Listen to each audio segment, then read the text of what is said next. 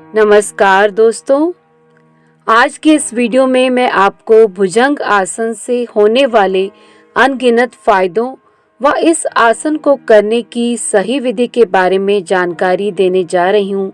अगर आपके पास समय की कमी है तो आप सिर्फ इसी आसन को करके ही अनेक प्रकार की समस्याओं से छुटकारा पा सकते हैं। अगर आप भुजंग आसन से संबंधित पूरी जानकारी चाहते हैं तो इस वीडियो को अंत तक जरूर देखें, तभी आप इससे पूरा लाभ उठा पाएंगे। चलिए अब देखते हैं भुजंग आसन को करने का सही तरीका। भुजंग आसन को करने के लिए सबसे पहले पेट के बल लेट जाएं, फिर अपने पांवों को एक दूसरे से मिलाते हुए अपनी टांगों को सीधा कर लें।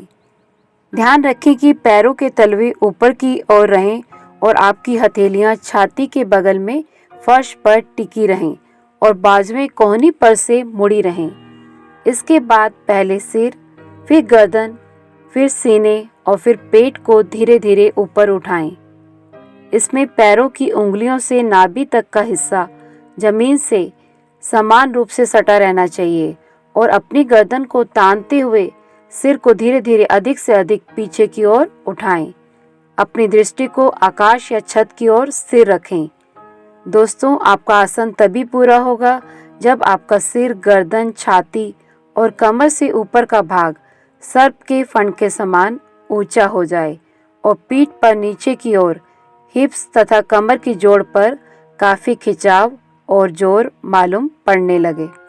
फिर इसी स्थिति में आकाश की ओर देखते हुए 2-3 सेकंड्स तक सांस रोकिए।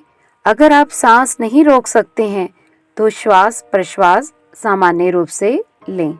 इसके बाद पहले छाती को जमीन पर रखें और अपने माथे से जमीन को छुएं और बायां गाल जमीन पर लगाते हुए शरीर को एकदम ढीला छोड़ दें, यानी अपने आप को रिलैक्स कर लें।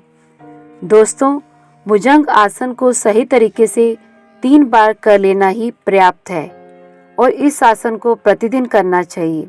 चलिए अब देखते हैं भुजंग आसन से क्या क्या लाभ होते हैं।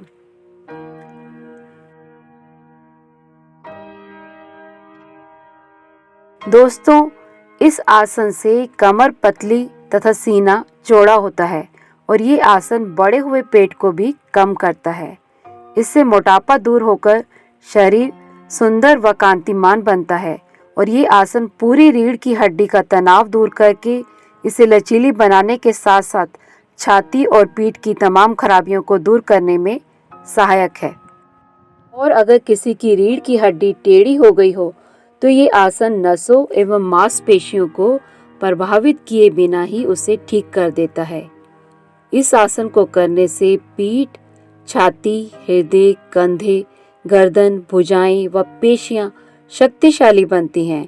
इसके अलावा इस आसन को करने से गुर्दों का कार्य भी विशेष रूप से सुधर जाता है और इस आसन के अभ्यास से जिन लोगों को गैस बनने की शिकायत होती है उन्हें भी आराम मिलता है।